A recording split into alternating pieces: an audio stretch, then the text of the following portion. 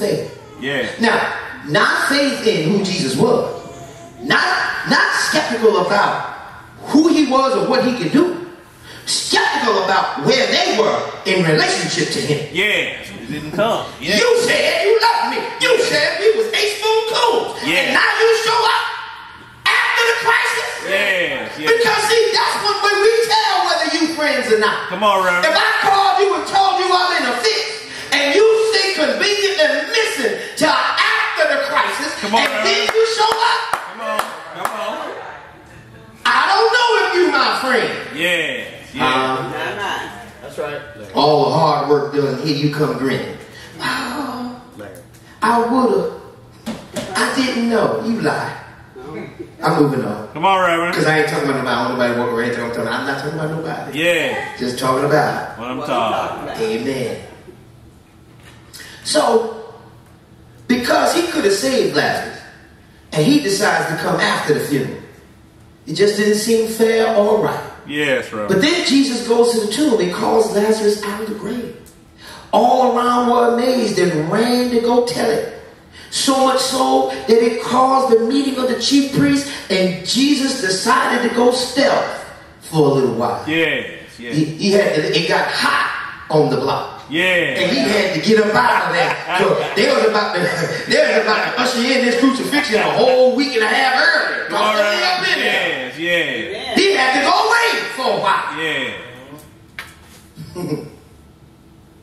But 6 days before the Passover, and Jesus knew it would be his last with his disciples, decides to return to the scene and go to Lazarus and his sister's home. So when the people had heard the death slayer was in the house, they desired to go see Jesus, and this time to see Lazarus as well. Yeah. Because the testimony of that family's trial was so astounding that despite the fact that the miracle maker was in the house, the crowds came to see Lazarus also. Yeah. They came to see the evidence of the stories for themselves. Yeah. Yeah. Often, brothers and sisters, we're put in that situation. People have heard of Jesus, but it was what Jesus did for us specifically that makes people want to see for themselves. Yeah. This is what I mean. They know us. They've been with us. They participated with us. And they heard something happen to us and now must see for themselves if this is true about us. Yes, yes. If y'all say amen loud there, Yeah. I won't need to get specific because I want to make sure that we connect. Yeah. Amen. Amen. Because we all know we got some friends and family that know all about us. Huh? Come on, Reverend. And they remember when we wasn't so. Come on, Reverend. Am I right about it? Yeah. Because they still tell the stories. Come on, am I right Reverend. about it? Yeah. They glad to drop in a few little dirt spots. You understand? Yeah. You remember when? Amen. Yeah. Yeah. I learned to laugh with him. You right. I remember that was crazy, wasn't it? Come on, Reverend. See, just like how we like to see ourselves oftentimes, Lazarus at first glance appears to be but a bit player in this production. A lot of us don't feel like our roles are all that important. And that's the reason why even in the church community, we feel like my presence or my absence really doesn't make a whole lot of difference. Talk to me. And because we think that we have craftily positioned ourselves out of the way of any responsibility or obligation, therefore nobody's got no expectations of me. And so whether I'm here or not here, it don't really make a big old difference. They gonna go on anyhow. Have mercy. Come on. Have mercy. Am I right? Have mercy. But what we see here is, don't you ever underestimate your role. See, you don't know what God doing with you. Yeah. And when you willfully decide to separate yourself, it's not just us you're stealing from, but you're stealing from yourself. Yeah, yeah. Look, let's look at it. In chapter 11, the story seems to center on the sisters making the request, Jesus delaying the response, the contrasting faith responses of Martha and Mary, right? Yeah. Martha went busy hanging, fixing the house. Mary went and, but both of them were disappointed. And then the miracle of Jesus raising Lazarus from the dead. Yeah. Lazarus doesn't speak in any of this. He almost appears to be just furniture in the photo op. Just a tool for the greater discourses of the other players in this drama. Yes, But yes. upon further inspection, I realized that Lazarus' role was much more than a mere extra status, but he's a central player in the presentation. Yeah. He says nothing.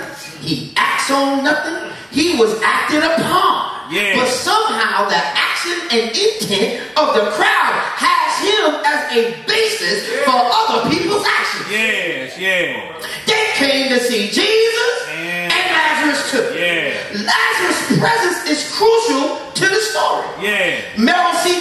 Tenney writes, quite simultaneously, the response of the crowds to Jesus brought another crisis to his enemies.